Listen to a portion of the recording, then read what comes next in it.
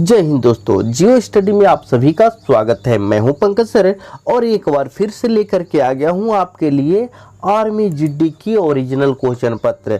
यदि आप army GD की तैयारी कर रहे हैं या आर्मी की तैयारी कर रहे हैं तो यह चैनल आपके लिए बहुत ही महत्वपूर्ण साबित होने वाला है, क्योंकि यहाँ पे आर्मी से रिलेटेड हमेशा प्रीवियस ईयर का क्वेश्चन पत्र के साथ साथ मैथ का ऑनलाइन क्लास चल रहा है। जहां दोस्तों आपको बतला दें, यदि आप मैथ की क्लास करना चाहते हैं तो 12/5 से ऑनलाइन क्लास चल रही है, आप वहां पे शामिल हो सकते हैं। तो चलिए शुरू करते हैं आज के प्रश्नों के सिलसिला। आपको बतला दें, आपका जितना जो है सही होगा प्रश्नों की संख्या वो अपने कॉपी में लिखते जाएंगे और बाद में हमें कमेंट करके बतला देंगे कि जो गोवा में यानी कि पणजी में जो पूछी गई थी प्रश्न पत्र उसमें आप कितना बना पाए हैं। तो चलिए पहली प्रश्न की तरफ बढ़ते हैं। आज की जो पहली प्रश्न है, क्या कहा जा रहा है, अंतर्राष्ट्रीय अहिंसा दिवस किस तारीख को मनाया जाता है। देखिएगा, इंग्लिश और हिंदी दोनों में प्रश्न दिए हुए हैं, लेकिन हम आपको हिंदी में पढ़ करके बताएंगे। ठीक है, आपको ऑप्शन भी पढ़ देंगे, कारण कि ये जो है प्रश्न पत्र पीडीएफ में बना हुआ है और थोड़ी सी धुंधली दिखाई दे रही है। अगर आपको साफ दिखाई दे रही है तो अच्छी बात है, नहीं तो आपको पढ़ करके सारा बता देंगे। ठीक है, पहला क्वेश्चन है, अंतर्राष्ट्रीय अहिंसा दिवस किस तारीख को मनाया जाता है।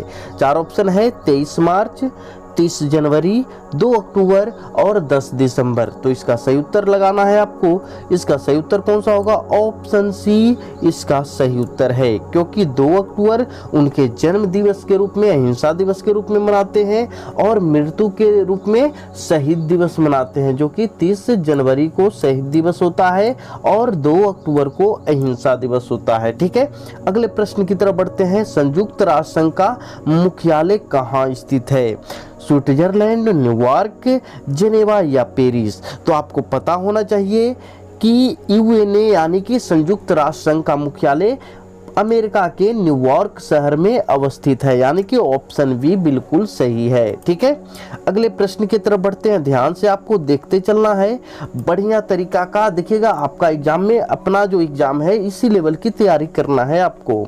कहा जाता है, फतेहपुर सीकरी किस शासक द्वारा बनवाया गया था, अकबर, हुमायूं, बाबर या शाहजहां।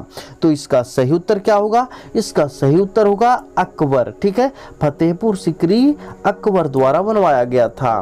पानीपत का तीसरा युद्ध किस वर्ष लड़ाई गई थी, आपको बताना है। तो पानीपत का तीसरा युद्ध, आपके पास 4 ऑप्शन है जिसमें सही उत्तर आपको लगाना है। कौन सा होगा, तो सही उत्तर होगा ऑप्शन सी, 1761 ईस्वी में लड़ी गई थी। ठीक है, 1761 ईस्वी में पानीपत की तीसरी लड़ाई हुई थी। ठीक है, यहाँ तक क्लियर है। अगले क्वेश्चन की तरफ बढ़ते हैं।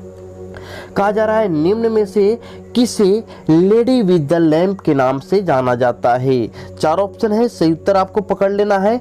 आप जानते होंगे, अच्छी बात है। तो इसका सही उत्तर क्या होगा बताइएगा।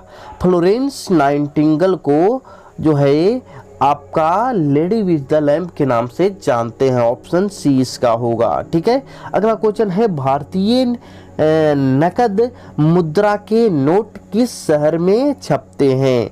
Indian currency notes are printed in which city, है ना। नोट कहाँ छपते हैं वो चीज आपको बतलाना है, नागपुर में, मुंबई में, नई दिल्ली में या नासिक में। ठीक है, तो इसका सही उत्तर क्या होगा, ऑप्शन डी, नासिक शहर में जो है नोट करेंसी मशीन वहां पे लगा हुआ है। ऑप्शन डी बिल्कुल सही होगा। ठीक है, अगले प्रश्न की तरफ बढ़ते हैं। ध्यान दीजिएगा, 7वीं नंबर प्रश्न।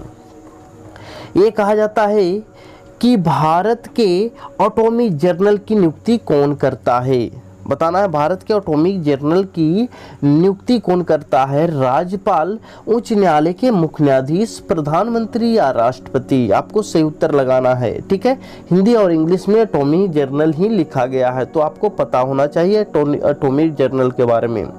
ठीक है, इसका सही उत्तर क्या होगा, इसका सही उत्तर होगा भारत के प्रेसिडेंट, भारत के राष्ट्रपति द्वारा एटॉमिक जर्नल की नियुक्ति की जाती है। ठीक है, अगले क्वेश्चन है कि रूफ ऑफ द वर्ल्ड किस शहर को कहा जाता है। ठीक है, आपको अंग्रेजी में भी रूफ ऑफ द वर्ल्ड ही लिखा हुआ है, हिंदी में भी रूफ ऑफ द वर्ल्ड ही लिखा हुआ है, तो आपको सावधानी से बनाना है। ठीक है, रूफ ऑफ द वर्ल्ड किसे कहते हैं, दुनिया की छत किसे कहते हैं, आपको बताना है। चीन है, तिब्बत है, अरुणाचल प्रदेश है, अलास्का है। 4 ऑप्शन है, आपको सही उत्तर लगाना है। तो सही उत्तर क्या होगा, तिब्बत को कहते हैं। कौन किसको कहते हैं, तिब्बत को। ऑप्शन बी बिल्कुल सही है। चलिए अगले प्रश्न की तरफ बढ़ते हैं, ध्यान दीजिएगा। निम्नलिखित में से कौन सी नदी का उद्गम स्थान अमरकंटक है। आपको पता होना चाहिए अमरकंटक जो है, अमरकंटक से कौन सी नदी निकली है, सोन, नर्मदा, महानदी या गोदावरी। 4 ऑप्शन है, सही उत्तर आपको लगाना है। सही उत्तर कौन होगा, नर्मदा और ताप्ती, यानी कि ऑप्शन बी बिल्कुल सही दिया हुआ है। ठीक है, अगले प्रश्न को देखते हैं, ध्यान दीजिएगा। भारतीय संसद के ऊपरी सदन को क्या कहा जाता है ना। ऊपरी सदन को आपको क्या कहा जाता है, अपर जो है, अपर हाउस को क्या कहते हैं, आपको बताना है। लोकसभा, विधान परिषद, राज्यसभा या विधानसभा। तो इसका सही उत्तर क्या होगा, अपर सदन जो है वह कौन सा है, राज्यसभा है, और निम्न जो है वो कौन है, लोकसभा है। ठीक है, ऑप्शन सी बिल्कुल सही है। अगले प्रश्न की तरफ बढ़ते हैं। देखिएगा, एक नॉर्मल क्वेश्चन जो होते हैं एग्जाम में, नॉर्मल क्वेश्चन ही पूछे जाते हैं। बहुत ही हार्ड लेवल की तैयारी आपको नहीं करनी है।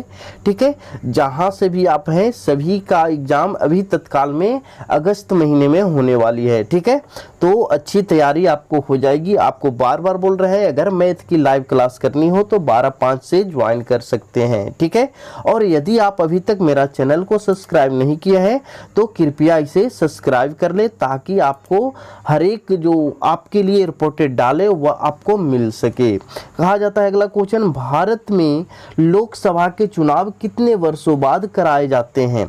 ठीक है, लोकसभा का चुनाव कितने वर्षों बाद होते हैं, आपको पता होना चाहिए। कितना होगा, लोकसभा का चुनाव के बारे में बोल रहा है, कौन कितने वर्ष, तो ऑप्शन बी 5 साल, क्योंकि यहाँ की जो है 5 वर्षीय योजना के तहत सभी जो है मुख्य चुनाव जो होते हैं 5 वर्षों में होती है। ठीक है, अगले क्वेश्चन की तरफ बढ़ते हैं। गेटवे ऑफ इंडिया कहाँ पर स्थित है। 2 चीज आपको माइंड में रखना है, गेटवे ऑफ इंडिया और इंडिया गेट दोनों अलग अलग है ना। तो गेटवे ऑफ इंडिया की जैसी बात आती है, आपका ऑप्शन कहाँ चला जाएगा, मुंबई चला जाएगा। ठीक है, गेटवे ऑफ इंडिया मुंबई में है, लेकिन इंडिया गेट कहाँ, तो वह दिल्ली होगा। ठीक है, तो यहाँ पे गेटवे ऑफ इंडिया पूछा गया है। अगले क्वेश्चन की तरफ बढ़ते हैं। अगला क्वेश्चन कहा जाता है, माई एक्सपेरिमेंट विद ट्रूथ पुस्तक के लेखक कौन है। पुस्तक एवं लेखक से भी एक प्रश्न आपको आते ही हैं, आपको याद कर लेना है। तो माई एक्सपेरिमेंट विद ट्रूथ का लेखक जो है वह कौन है, वह ऑप्शन ये है महात्मा गांधी। महात्मा गांधी द्वारा लिखी गई पुस्तक कौन है, माई एक्सपेरिमेंट विद ट्रूथ। ठीक है, अगले क्वेश्चन की तरफ बढ़ते हैं। देखिएगा, 14वीं नंबर प्रश्न की तरफ हम लोग आ चुके हैं, ध्यान से इसे करना है। निम्न में से किसे अक्सर ब्लैक पर्ल कहकर भी संबोधित किया जाता है। ठीक है, ब्लैक पर्ल के नाम से किसे जानते हैं, यह एक फुटबॉल की खिलाड़ी है जिनका नाम है क्या, पेले। पेले को ब्लैक पर्ल के नाम से जानते हैं। ऑप्शन इसका ये बिल्कुल सही दिए हुए हैं। ठीक है, ब्रह्मा समाज की स्थापना किसके द्वारा की गई, ब्रह्मा समाज के बारे में बताना है आपको। तो ब्रह्मा समाज का स्थापना कौन किए, राजा राम मोहन राय। ऑप्शन ये बिल्कुल इसका सही दिया हुआ है। ये थी सेक्शन 1, यानी सेक्शन ए की प्रश्न, जो कि 15 प्रश्न होते हैं समान अध्ययन की। अब जो हम लोग देखने वाले हैं सेक्शन बी का प्रश्न। सेक्शन बी का प्रश्न यानी कि समान विज्ञान के प्रश्न है। तो देखिएगा ध्यान से, समान विज्ञान की जो पहली प्रश्न है उसमें क्या बोला जा रहा है कि निम्न में से कौन एक अचुंबकीय धातु है। धातु भी वह कैसी, अचुंबकीय। तो देखो, लोहा तो एक धातु है जो कि चुंबकीय है, आपको उसके साथ टिन भी देखो चुंबकीय है, और जो आपका निकेल भी बनता है वो भी क्या है, चुंबकीय ही है ना। तो इसका सही उत्तर होगा क्या, कोबाल्ट। ऑप्शन सी कोबाल्ट धातु जो है अचुंबकीय धातु है। अगले क्वेश्चन की तरफ बढ़ते हैं। आवृत्ति का मात्रक क्या होता है। तो आवृत्ति का मात्रक आपको सभी लोगों को पता होगा क्या, हर्ट्ज होता है। ठीक है, ये ऑप्शन सी बिल्कुल सही है। अगले क्वेश्चन कहता है लोहे को जंग लगने की प्रक्रिया को क्या कहते हैं? तो लोहे में जंग लगता है किस कारण? तो वह ऑक्सीकरण के कारण, ऑक्सीडेशन के कारण। ऑप्शन ये बी बिल्कुल सही है। देखिएगा लोहे में जंग लगने से लोहे की वजन बढ़ जाती है। ये भी बार बार क्वेश्चन पूछे जाते हैं, ठीक है, कहीं किसी तरह से कोई दिक्कत आपको ना हो, इसीलिए आपको प्रीवियस ईयर की जो है हमेशा प्रश्न पत्र लेकर के आने की कोशिश करते हैं और बहुत सारे प्रश्न पत्र आपको लेकर के आ चुके हैं, है ना। चलिए अगले प्रश्न की तरफ बढ़ते हैं, ध्यान दीजिएगा। मनुष्य के रक्त का रंग लाल किसके कारण होता है? आपको बताना है मनुष्य के रक्त का लाल रंग जो होता है किसके कारण होता है? तो सबको पता होना चाहिए किसके कारण? हेमोग्लोबिन के कारण, यानी कि आपका ऑप्शन कौन सा सही है? ऑप्शन डी बिल्कुल सही दिया हुआ है। यहाँ तक कहीं किसी को दिक्कत नहीं ना। अगले प्रश्न की तरफ बढ़ते हैं, ध्यान दीजिएगा। आज की जो 20वीं नंबर प्रश्न है, इस प्रश्न में कहा जाता है कि बादल वातावरण में इसलिए तैरता है, सुनिएगा क्वेश्चन को ध्यान से, बादल जो है वातावरण में इसलिए तैरता है क्योंकि उसमें होते हैं, क्या होते हैं आपको बताना है। कम ताप होता है, कम विस्थापन होता है, कम दाब होता है या कम घनत्व होता है, ठीक है। तो इसका सही लगाना है आंसर क्या होगा? ऑप्शन डी, कम घनत्व के कारण ही बादल जो है आसमान में तैरते हैं। अगला प्रश्न की तरफ बढ़ते हैं, यानी कि 21 नंबर प्रश्न। मछली खाली स्थान के द्वारा सांस लेती है, तो मछली किसके द्वारा सांस लेती है? फेफड़ा या गलफड़ा? तो ऑप्शन कौन सा होगा? ऑप्शन बी, गलफड़ा के द्वारा सांस लेती है। मनुष्य किसके द्वारा सांस लेती है? तो मनुष्य फेफड़े के द्वारा सांस लेती है, जबकि मछली गलफड़े के द्वारा सांस लेती है। ये भी क्वेश्चन बहुत बार एग्जाम में पूछे गए हैं। अगले प्रश्न की तरफ बढ़ते हैं, ध्यान देना है। 1 हॉर्स पावर बराबर वाट, खाली स्थान वाट में कन्वर्ट करना है। 1 हॉर्स पावर बराबर कितना वाट होता है? तो मैक्सिमम विद्यार्थी को पता ही होगा 746 वाट होते हैं, ठीक है। नेक्स्ट क्वेश्चन यानी कि 23वें नंबर प्रश्न की तरफ हम लोग आ चुके हैं, ध्यान से देखना है इस प्रश्न को। कहा जाता है एलपीजी सिलेंडर में किन गैसों का मिश्रण पाया जाता है? आपको बताना है एलपीजी गैस जो कि घर में यूज होते हैं खाना पकाने के रूप में, उसमें कौन सी मिश्रण होती है? ऑप्शन है इथेन तथा प्रोपेन, मीथेन तथा ब्यूटेन, इथेन तथा ब्यूटेन या प्रोपेन तथा ब्यूटेन, है ना। तो आपको सही आंसर लगाना है। सही आंसर क्या होना चाहिए? तो सही आंसर इसका होगा ऑप्शन डी, प्रोपेन तथा ब्यूटेन, ठीक है। आइसोब्यूटेन और नॉर्मल ब्यूटेन के द्रवीभूत किया हुआ मिश्रण को एलपीजी गैस कहते हैं, लेकिन ऑप्शन में क्या है?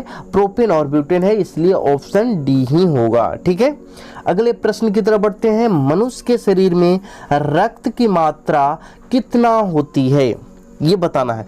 तो मनुष्य के शरीर में रक्त की मात्रा मनुष्य के वजन का 7% होता है। ऑप्शन बी बिल्कुल सही दिया हुआ है, ठीक है। थोड़ी सी आपको कॉमन सेंस भी लगानी है। यहाँ पे क्वेश्चन थोड़ी सी अधूरी छोड़ी है, लेकिन आपको कॉमन सेंस लगा लेना है ना। अब देखना है अगले प्रश्न को ध्यान से, यानी कि 25 नंबर आपका अर्ध जो है 100 नंबर 50 नंबर में 25 नंबर यानी कि आधा प्रश्न के ऊपर आ गए हैं। 50 प्रश्न हम लोग सॉल्व कर चुके हैं। इसमें क्या बोला जाता है कि प्रकाश संश्लेषण खाली स्थान में अधिकतम होती है। प्रकाश संश्लेषण की क्रिया सबसे अधिक कौन सी प्रकाश में होती है, ये क्वेश्चन आपका है, लेकिन यहाँ पे आपको पूछने का अंदाज अलग टाइप का दिया है। तो आपको पता होना चाहिए क्या? श्वेत प्रकाश, बैगनी प्रकाश, नीले प्रकाश या हरे प्रकाश, कौन से प्रकाश में प्रकाश संश्लेषण की क्रिया सबसे अधिक होती है? तो देखिए ऑप्शन में लाल प्रकाश नहीं दिया है, क्योंकि आपको पता होना चाहिए लाल प्रकाश में जो है प्रकाश संश्लेषण की क्रिया सबसे अधिक होती है, लेकिन यहाँ पे लाल प्रकाश नहीं है। तो 4 ऑप्शन है, तो 4 ऑप्शन में एक ऑप्शन लगाना है। तो कौन सा होगा?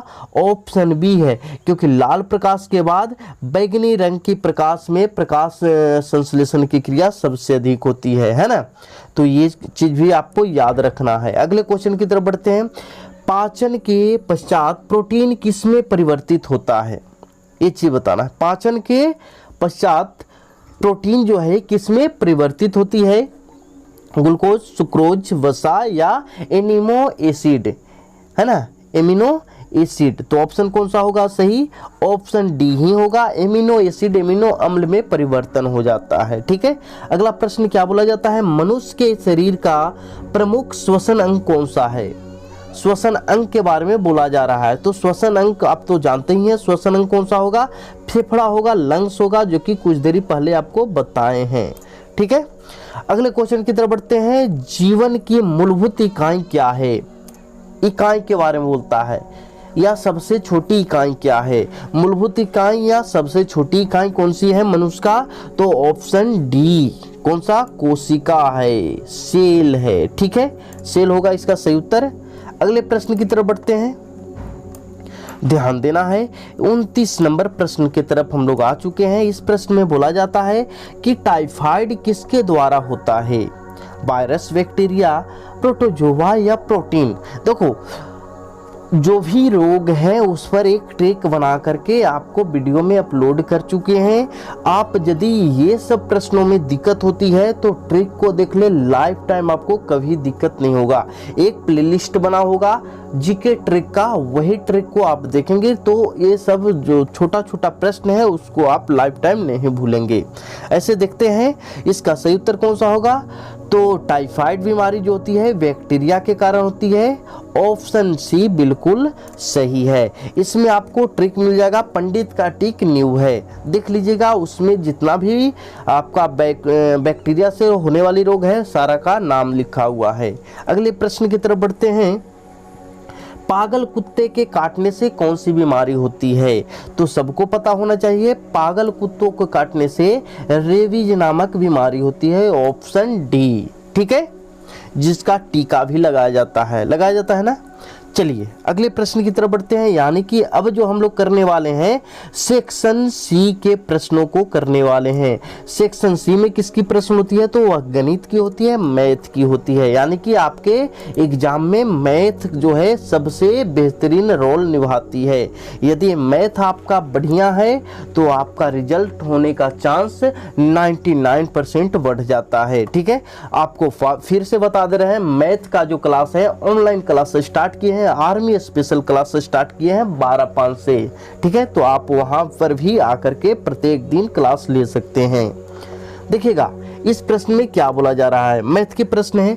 कहा जा रहा है कि एक काम को ए और बी 12 दिन में, सी और ए 20 दिन में, बी और सी 15 दिन में पूरा करता है, तो तीनों मिलकर के इस काम को कितना दिन में कर लेगा। ठीक है, तो ऐसे बताएंगे। तो अगर समझ में नहीं आता है तो कृपया आप वीडियो देखें ताकि सारा समझ में आए। देखिए ऐसे सोल्व कर देते हैं आपको। यहाँ पर कौन कौन है? पहले ए आया और ए के साथ कौन आया? बी आया। ए और बी दोनों मिलकर के कितना दिन में कर रहा है? 12 दिन में कर रहा है। उसके बाद फिर कौन आया? सी आया और सी के साथ कौन आया है? ये आया है। ये दोनों कितना दिन में कर रहा है? तो ये दोनों 20 दिन में कर रहा है। और फिर क्या है? बी है और बी के साथ कौन आया है? क्वेश्चन पढ़ते जाना, देखना क्वेश्चन कम पढ़ रहे हैं लिख रहे हैं। बी के साथ आया है सी, तो सी बी और सी कितना दिन में कर रहा है? 15 दिन में कर रहा है। ये चीज दिया हुआ है। सबसे पहले क्या करते हैं? एलसीएम निकालते हैं। इसका एलसीएम कितना होगा? 12, 20, 15 का एलसीएम 60 होता है, तो 60 लिख लेते हैं यहाँ पे। ठीक है, अब क्या करते हैं? भाग लगा लेंगे, यानी कि 12 को 60 से विभाजित करेंगे, कितना मर्तबे होगा? 5 मर्तबे। उसी तरह इसको भी विभाजित कर लेते हैं सभी को, तो कितना हो गया? ये हो गया। यानी कि 1 यूनिट का यहाँ पे काम निकलता है। सबको जोड़ लीजिए कितना हो रहा है? तो 1 यूनिट बराबर कितना हो गया? 12। यहाँ पे तो 12 निकाल दिए। अब यहाँ पे भी जोड़ लीजिए, देख लीजिए, ये एक ए यहाँ 2 गो ए हो गया, 2 गो बी हो गया, 2 गो सी हो गया। इस तरीका से 2 कॉमन यदि ले लेते हैं तो ए प्लस बी प्लस सी ही आपका निकल जाता है। ए प्लस बी प्लस सी बराबर दिया हुआ है कितना? 12। 2 से इसे काट लेते हैं तो कितना मर्तबे कट जाएगा? 6 मर्तबे। यानी कि ए प्लस बी प्लस सी एक दिन में कितना काम कर रहे हैं? 6 काम कर रहे हैं। टोटल जो एलसीएम होता है वही टोटल वर्क होता है। सिंपल से भाग लगा लेंगे, कितना आ जाएगा? तो 10 आ जाएगा। यानी कि आपका 10 दिन जो ऑप्शन रहेगा वह बिल्कुल सही होगा। ऑप्शन डी यहाँ पे बिल्कुल सही है। ठीक है, क्लियर है, समझ में आ रहा है? अगर नहीं समझ में आ रहा है भाई तो आपको बार बार बोल रहे हैं कि मैथ का क्रैश कोर्स चालू किया है, आप वीडियो भी अपलोड किया हुआ है, उसे भी देख सकते हैं। अगले क्वेश्चन की तरफ बढ़ते हैं। बहुत ही बढ़िया तरीका से बताए हैं, बहुत ही शॉर्टली तरीका से सारा मैथ बता रहे हैं। चलिए देखिएगा अगली प्रश्न को। 1 मीटर लंबे तार के बने वृत्त का क्षेत्रफल ज्ञात करना है। देखिएगा 1 मीटर लंबे तार से बना हुआ है वृत्त, यानी कि ये है तार और इससे बनाया गया है वृत्त, यानी इससे पता चलता है कि जो तार है ये तार की परिधि है 1 मीटर। परिधि का वैल्यू दिया हुआ है कितना? 1 मीटर। आपको लिख लेते हैं परिधि का सूत्र क्या होता है, तो परिधि बराबर होता है 2 पाई आर। 2 पाई आर होता है परिधि का सूत्र। यहाँ तक क्लियर है? अब देख लो यहाँ पे मीटर में दिया हुआ है मान, है ना, और लेकिन आंसर जो दिया हुआ है सेंटीमीटर में है। तो मीटर को सेंटीमीटर में बदलने के लिए, यानी कि 1 मीटर को सेंटीमीटर बदलेंगे कितना हो जाएगा? 100 सेंटीमीटर हो जाएगा। अब इसे सिंपल सा लिख लेते हैं, 2 पाई और गुना क्या कर लेते हैं, 2 पाई गुना आर। अब बराबर जो परिधि दिया हुआ है कितना दिया हुआ है? 100 दिया हुआ है। 2 से काट लो, कितना हो गया? 50 दूना 100। अब तो काटने की जरूरत नहीं है क्योंकि आर बराबर क्या हो जाएगा? पाई को उस साइड ले जाएंगे तो 50 बटा पाई हो जाएगा। हो जाएगा? यहाँ तक क्लियर है? अब देखते हैं अगला स्टेप। निकालना क्या है? क्षेत्रफल निकालना है। क्षेत्रफल बराबर फॉर्मूला क्या होता है? वृत्त का क्षेत्रफल होता है pi r square. Pi r square लिख लीजिए, पाई आर स्क्वायर। पाई का वैल्यू आपको पुट करना है, पुट कर दो। पाई का वैल्यू कितना हो गया? पाई रहने दो, कोई दिक्कत नहीं, पाई से पाई काट लेंगे। और आर का वैल्यू कितना है? आर का वैल्यू है 50 बटा पाई, है ना। तो आर स्क्वायर है तो 2 बार लिखना होगा, 50 बटा पाई हो गया 2 बार। अब इसे सिंपल सा 1 पाई से 1 पाई काट लेते हैं, बाकी से कैलकुलेशन कर लेंगे। पाई का वैल्यू यहाँ पे मान पुट कर दीजिएगा 22 बटा 7, 7 ऊपर में चला जाएगा। और इसे काट कूट करने के बाद क्या आएगा आपका, तो इसे काट कूट कर करके देख लीजिएगा, आएगा 795.45 ये आएगा। अब देखना है ऑप्शन में ये आ रहा है या नहीं, तो देख लो ऑप्शन बी में आ रहा है, यानी कि इस तरीका से ऑप्शन बी बिल्कुल सही दिया हुआ है। ठीक है, समझ में आया सभी को? अगले प्रश्न की तरफ बढ़ते हैं, ध्यान दीजिएगा। यह प्रश्न में क्या बोला जा रहा है कि यदि एक टायर की त्रिज्या 7 सेंटीमीटर है तो वह 50 चक्कर में कितनी दूरी तय करेगा। देखो ये टायर है, परिधि हो गया, जिसका त्रिज्या क्या दिया हुआ है? 7 दिया हुआ है, और कितना चक्कर लगाता है? 50 चक्कर। तो सबसे पहले एक चक्कर में कितना दूरी लगाता है वो निकाल लेंगे। एक चक्कर यानी कि परिधि का मान निकालना है। परिधि बराबर क्या होता है? 2 पाई आर। 2 पाई आर होता है परिधि बराबर, यानी एक चक्कर 2 पाई आर, और इसमें 50 से गुना कर देंगे तो 50 चक्कर हो जाएगा। हो जाएगा कि नहीं? एक चक्कर ये हो गया 2 पाई आर, और इसमें 50 से गुना कर देंगे 50 चक्कर निकल जाएगा। ठीक है, यहाँ तक क्लियर है? कहीं कोई दिक्कत नहीं ना? अब देख लो, आगे बढ़ाते हैं। आगे मैटर को बढ़ाने से पहले देखिए समझना है, ध्यान पूर्वक समझने की कोशिश कीजिएगा। अब देख लो ये क्वेश्चन है ना, तो कितना मीटर की दूरी तय करेगा। यहाँ पर देख लो ये सेंटीमीटर में है, यहाँ पे आंसर क्या में लाया है? मीटर में लाया है। तो पहले सेंटीमीटर में निकाल लो, उसके बाद 100 से भाग लगा देंगे, मीटर में हो जाएगा। ठीक है, तो 2 गुना पाई का वैल्यू कितना है? 22 बटा 7 होता है, लिख लो 22 बटा 7, और गुना आर का वैल्यू दिया हुआ है, त्रिज्या दिया हुआ है कितना? यहाँ देख लो त्रिज्या 7 दिया हुआ है, तो 7 लिख दो और गुना कर लो 50, है ना। अब ये देखो 7 से 7 यहाँ काट लेते हैं। अब ये देखो सेंटीमीटर में है तो 100 से यदि यहाँ पे भाग कर लोगे तो क्या में हो जाएगा? मीटर से सेंटीमीटर में। अब यहाँ पे देखो 50 दूना 100 और 2 से 2, इस तरीका से क्या बच गया? 22 बच गया, यानी कि 22 मीटर में हो जाएगा। सेंटीमीटर को मीटर में बदलने के लिए 100 से भाग किया जाता है। ठीक है, ऑप्शन सी बिल्कुल सही है। ठीक है, अगले क्वेश्चन की तरफ बढ़ते हैं, ध्यान दीजिएगा। ये जो है 33 नंबर प्रश्न की तरफ 34 नंबर प्रश्न की तरफ हम लोग आ चुके हैं। 34 नंबर प्रश्न को ध्यान से देखना है। देखिएगा, इस प्रश्न में बोला जाता है कि एक कार्यालय में 20 श्रमिकों की औसत आयु 1900 है। कितना श्रमिक? 20 श्रमिक। औसत आयु दे ले रहेगा, कुल आयु निकाल देना है। कुल आयु निकालने के लिए क्या करते हैं? दोनों को गुना करते हैं। तो 19 दूना 3800। 38 पर कितना जीरो? 2 जीरो तो यहाँ पे है और 1 जीरो वहाँ पे है। 38,000। क्या फिर से समझते हैं? औसत 1900 दिया हुआ है, कुल संख्या कितना है? 20 है। तो कुल योग निकालने के लिए दोनों को गुना कर देते हैं, इतना हो गया। यदि प्रबंधक का मतलब मैनेजर होता है। मैनेजर यानी कि ऑफिस में मैनेजर कितने होते हैं? एक ही होते हैं। तो एक संख्या और बढ़ा दिया जाए जिससे औसत कितना हो जाता है? 2000। पहले से कितना थे? पहले से 20 थे, एक और बढ़ा दिए तो 20 और 1 कितना हो गया? 21 हो गया। 21 दूना 42, यानी कि 42 पर कितना जीरो? 3 जीरो यहाँ पे हो गया, है ना। अब देखो 38,000 से 42,000 हो जा रहा है। अब क्या कहता है कि बताइए कि प्रबंधक यानी कि मैनेजर की आय निकालना है। मैनेजर की आय निकालना है तो 42,000 में से 38,000 को घटा लो, कितना बचेगा?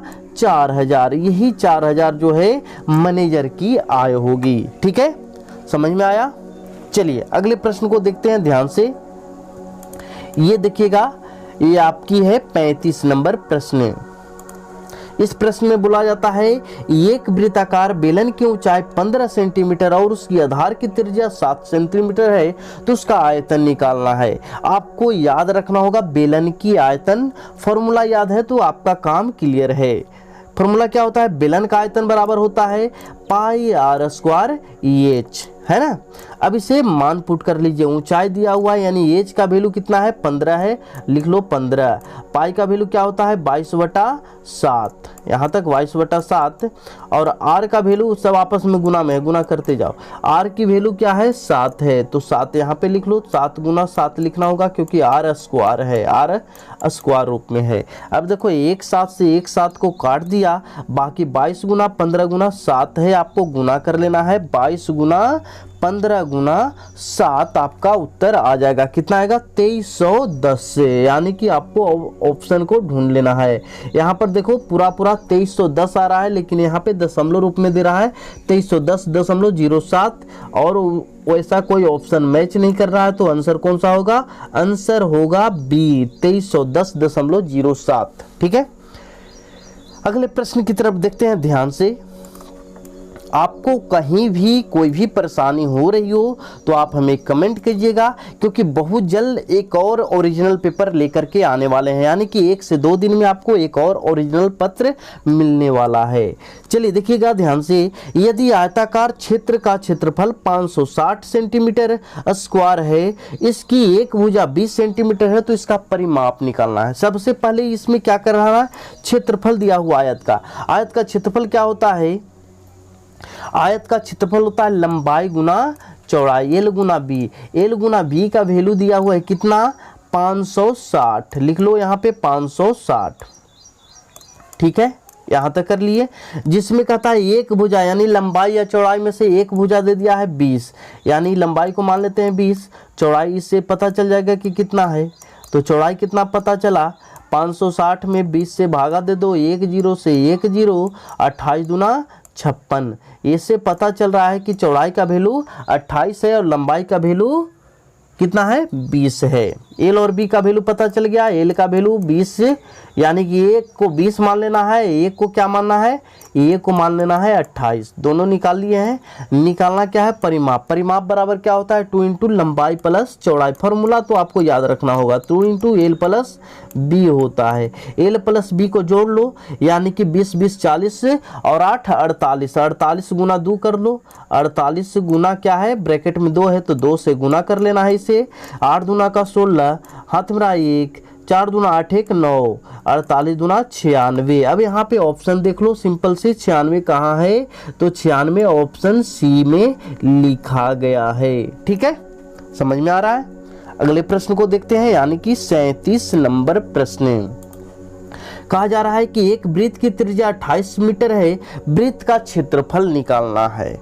वृत्त का क्षेत्रफल निकालना बहुत आसान है। क्या होता है, त्रिज्या दिया हुआ है, देखो इससे आप समझिए कि क्षेत्रमिति से, मेंसुरेशन से बहुत अधिक मात्रा में प्रश्न देता है। आपको मेंसुरेशन को पूरी तरीका से पढ़ जाना है, बढ़िया तरीका से पढ़ना है। मेंसुरेशन का 2-3 प्रश्न आपको मिल रहा है, सारा सेट में मिलते रहता है ना। तो देखो यहाँ पे वृत्त का त्रिज्या दिया हुआ है, क्षेत्रफल निकालना है। वृत्त का क्षेत्रफल क्या होता है, पाई आर स्क्वायर। फॉर्मूला आपको याद रखना है, पाई का वैल्यू होता है 22/7 और क्या है, आर दिया हुआ है कितना, 28। तो 28 गुना 28 दो बार कर लो, 28 गुना 28 क्योंकि आर स्क्वायर है।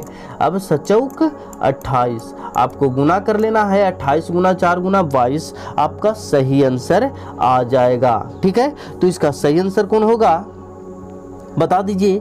तो 2464 होगा, 2464 यानी कि ऑप्शन ये होगा। ऑप्शन ये बिल्कुल सही है, आपको गुना कर लेना है। ठीक है, अगले प्रश्न की तरफ बढ़ते हैं, ध्यान देना है। 38 नंबर प्रश्न, 38 नंबर प्रश्न को देखना। कहा जाता है एक वस्तु को 6800 रुपया में बेचने पर प्रशांत को 75% की हानि हो रही है। उस वस्तु का क्रय मूल्य निकालना है। क्रय मूल्य निकालना है, बहुत ही आसान प्रश्न है। क्या बोला जाता है, 6800 रुपया में, यहाँ बना देते हैं 6800 रुपया में बेचा गया भाई, तो क्या हुआ 75% का लॉस हो गया, यानी कि 25% पर बेच दिया गया। बचा कितना, 100% टोटल होता है, 75 का हानि हो गया यानी 25 पर बेच दिया। निकालना है क्रय मूल्य। क्रय मूल्य कितना परसेंट होता है, 100% होता है। इसे काट लो, आंसर हो जाएगा 25 चौका 100, 68 गुना 4 कर लो, 8 चौका 32, हाथ में रहा 3 और 6 चौका 24, 25, 26, 27, 27 पर 27 2 पर कितना जीरो, 2 जीरो, यानी कि 27,200। अब देख लो 27,200 कहाँ ऑप्शन में है, ऑप्शन बी में है। ऑप्शन बी बिल्कुल सही हो रहा है, यानी कि 38 का बी ही होगा। चलो 39 नंबर प्रश्न को देखते हैं। 39 नंबर प्रश्न में कहा गया है कि दिए गए विकल्पों में रिक्त स्थान को भरना है।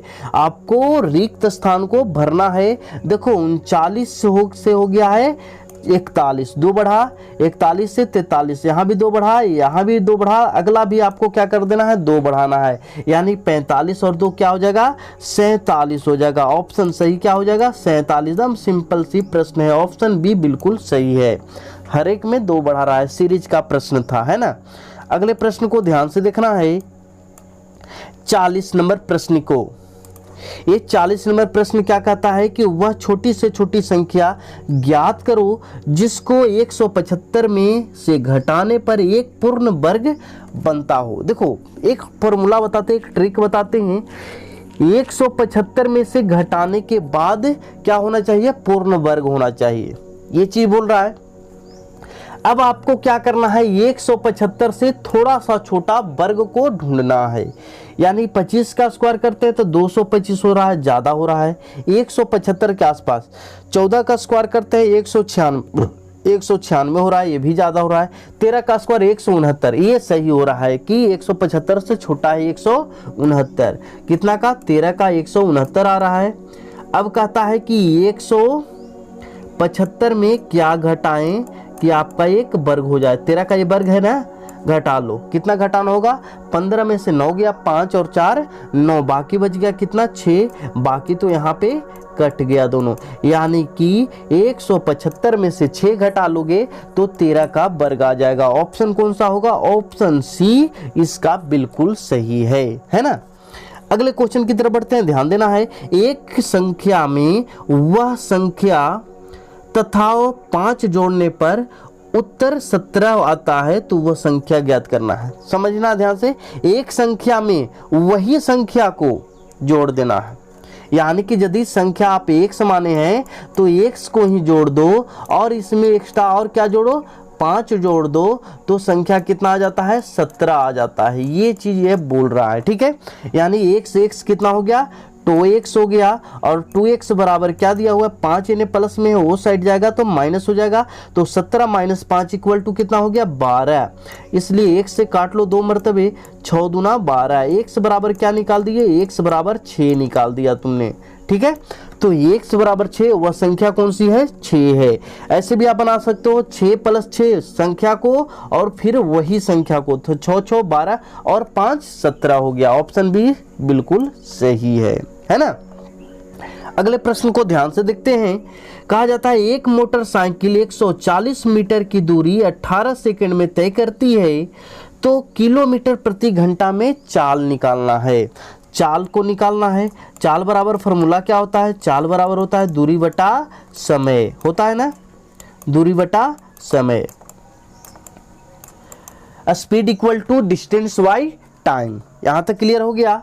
अब आगे क्या कर लेना है कि 140 मीटर की दूरी है, ये 140 मीटर लिख दिए और वटा में समय कितना है? 18 सेकंड है, 18 लिख दिए।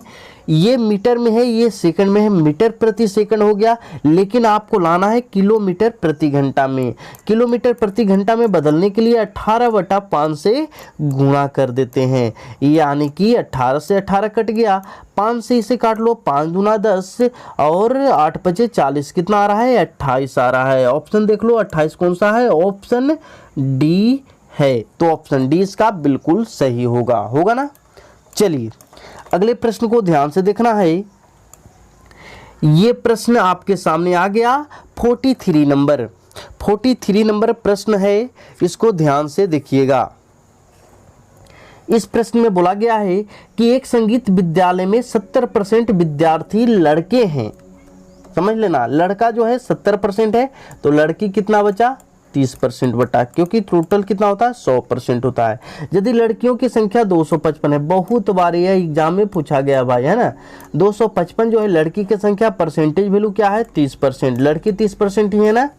अब निकालना है लड़कों की संख्या। लड़कों की संख्या कितना परसेंट है? 70। आपको बतला दे जो निकालना रहता है वो हमेशा गुना में लिखाता है। 70% का मान निकालना है, 70 गुना में लिख दो।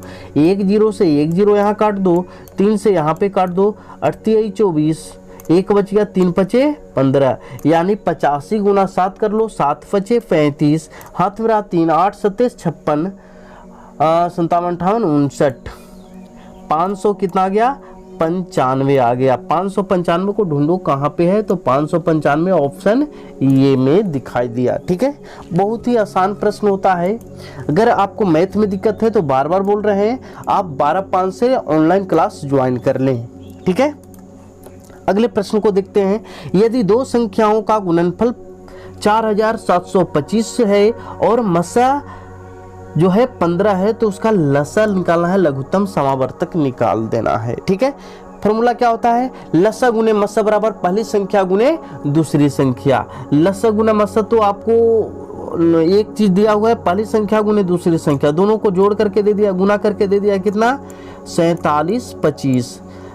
पहली संख्या गुने दूसरी संख्या, लसा गुने मसा वहां पे है, बटा कर लो, कितना? 15। तो क्या निकल जाएगा? लसा निकल जाएगा। इसे काट लो, कितना मर्तबे कट रहा है? तो आपको काट करके आ रहा है 315 मर्तबे। 315 मर्तबे यह पूरा कट जाएगा। 15 से 47 25 काटोगे, 315 मर्तबे कटेगा। ऑप्शन सी हो जाएगा। ठीक हो, सी हो जाएगा ना। चलिए अगले प्रश्न को देखते हैं। वह बड़ी से बड़ी संख्या क्या है जिससे इतना इतना इतना को विभाजित करने पर एक समान शेषफल बचे? ठीक है, एक समान शेषफल बचना है। ऐसे प्रश्नों को क्या किया जाता है? ऑप्शन से बनाना आसान पड़ता है। आप ऑप्शन से एक दो क्वेश्चन को देख लो। मान लिया 19 हम ऑप्शन रख रहे हैं, 19 को 30 से भाग लगा लो, शेष कितना बच रहा है। फिर 53 से भाग लगा लो, शेष कितना बच रहा है। अगर समान बच रहा है तो वही आंसर हो जाएगा। ठीक है, आपको किसी प्रकार के कोई डॉट इसमें नहीं होना चाहिए। तो इसका सही आंसर क्या आ रहा है?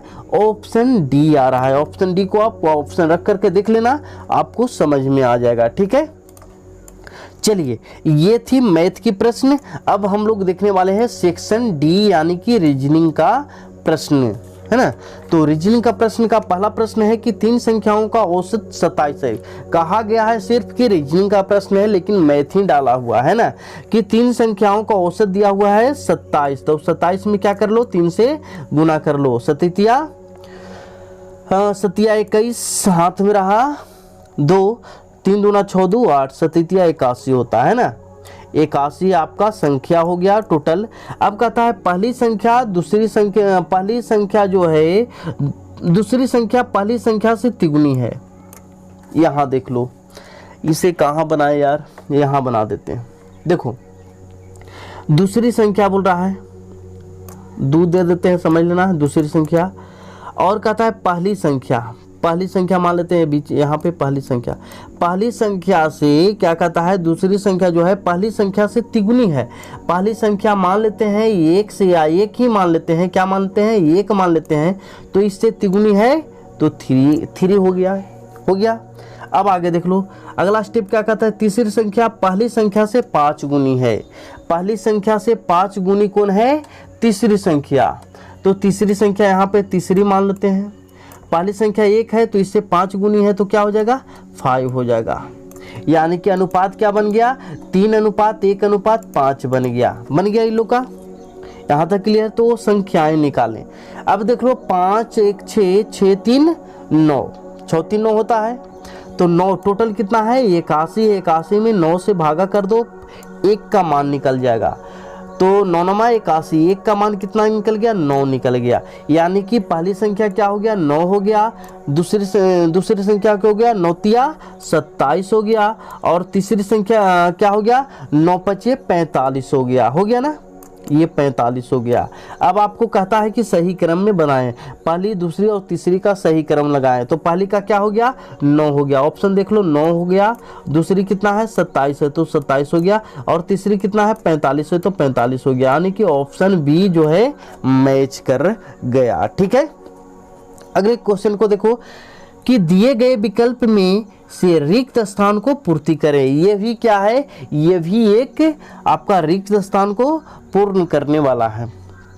तो यहाँ पर हम क्या देखें, यहाँ पर क्या चीज कॉमन है वो चीज आपको पता लगाना है।